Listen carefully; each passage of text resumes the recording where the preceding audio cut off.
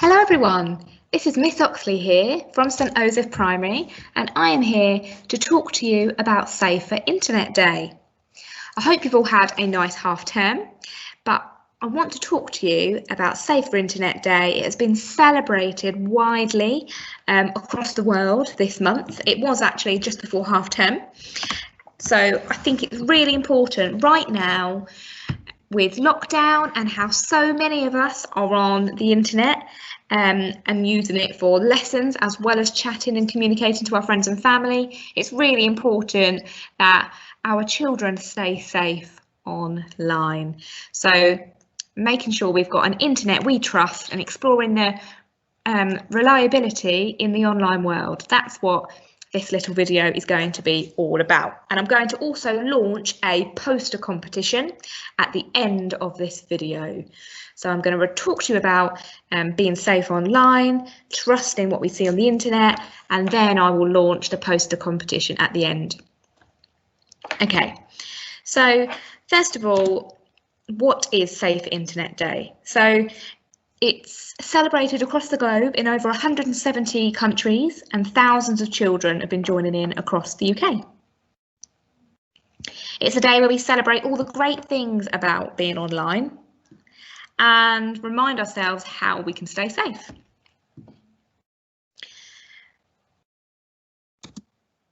Okay, so a big part of Safer Internet Day, like I've just said, is thinking about all the amazing things we can do online and enjoy. So I will pause a little bit, and I know that we can't do hands up if you like, but hopefully you can relate to some of these things that I'm going to show on the screen now. So lots of you, I think, will enjoy playing games online, whether that's on the computer, your tablet, a phone, the Xbox, PlayStation. Playing games is quite popular.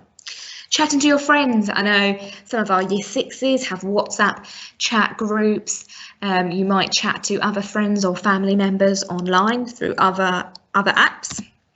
You might video call friends and family. I know lots of people have been doing Zoom quizzes and things like that. The internet's great for learning new things, okay? We can use research, okay? We can learn new things from the internet. Listening to music. We can be exposed to all different genres of music. I love Spotify, my Spotify playlists I make. So listening to music is something that we enjoy, and obviously watching videos. I know this is popular amongst lots of children. You enjoy watching YouTube videos and follow certain YouTubers. So those are lots of things that we can enjoy whilst we're online, okay? So today we're going to think about trust online. What is trust? So have a little think. I'm just going to pause and I want you to be thinking, what does it mean to trust someone or trust something? So trust is when we have a strong belief that someone or something is honest and it's telling the truth. For example, you might trust your teacher is telling the truth when they say that you have a school trip coming up, but you might not trust your little sister when she is covered in chocolate and said she didn't eat the last chocolate bar. Okay, so some things we trust and some things we don't, because sometimes we think people might be lying and not telling the truth. So that is what trust is. Now let's think about trust online. Can we trust everything that we see online? Yes or no? So most of you might think thumbs down, okay? So that's right. Although there's lots of great information online that's useful and trustworthy, it's important to remember that there is also information that is not trustworthy, and it might even be there to try and confuse or persuade us or trick us.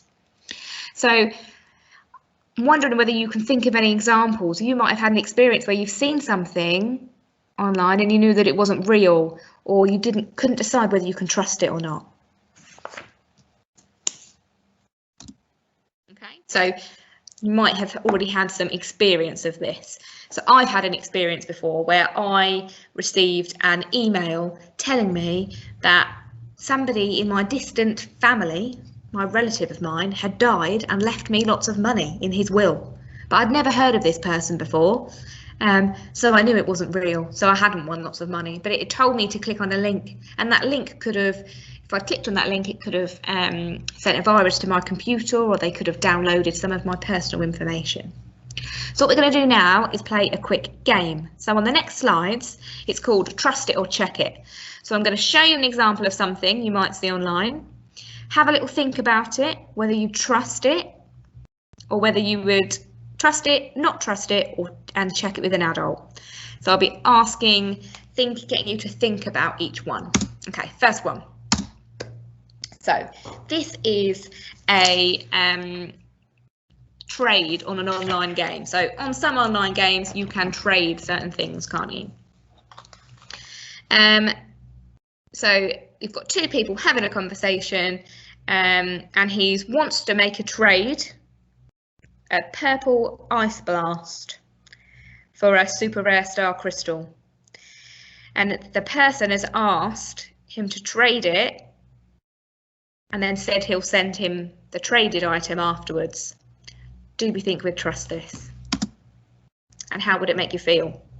So it looks like someone's trying to make an unofficial trade. So agreeing on a trade should be done using the official trading system in the game.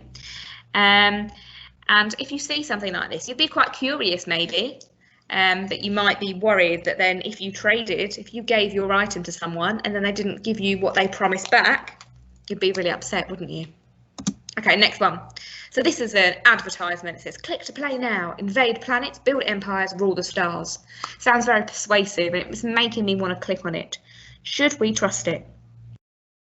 So this can be tricky to tell if an online advert is trustworthy or not. It's best to check. Okay, so you could try and Google and you could check it online.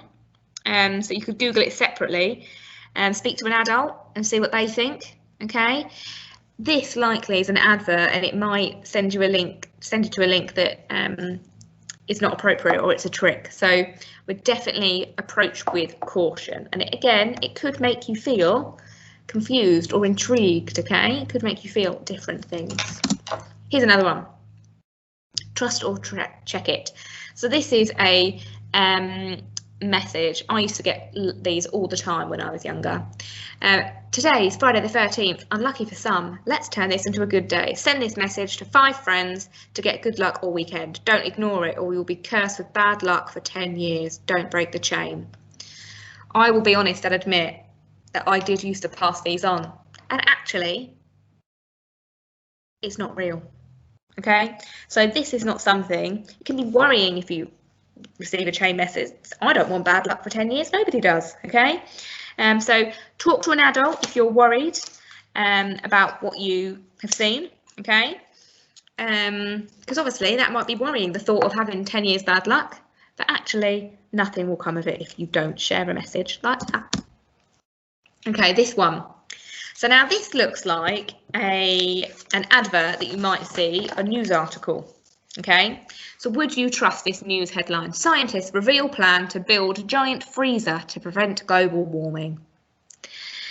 Now, this looks like it could be a joke. People usually share jokes to make people laugh, but sometimes they tend to be very exaggerated, or they can be sarcastic. They might be trying to make fun of something or someone. It's important to read past the headline and look who has written it. So you can see here, it's got the date, and then it's got by Joker, which is Joker, isn't it? So we know that's something about someone being silly. So sometimes all websites and articles aren't always reliable. So don't always believe everything you read. This is a really popular one, spin the wheel. This is one that some of you might have come into contact with before. So this is a competition. Everyone's a winner. Enter your email and click spin to find out which prize. So you can win an iPhone, a car, money, or a holiday by the looks of it. So you enter your email address and then you click to spin. This is really important. This is where you start giving away your personal information. Your email address can link to your computer. It links to your identity. It might have your name in it. So it's really important. So it can be helpful to think to yourself, if something's too good to be true online, it probably isn't true. Okay, this is could be an example of phishing. okay, which is a technical word for when people try and collect information such as usernames and emails to gain access to people's accounts. So be careful when you share any personal information online, and always check with an adult before entering any competitions.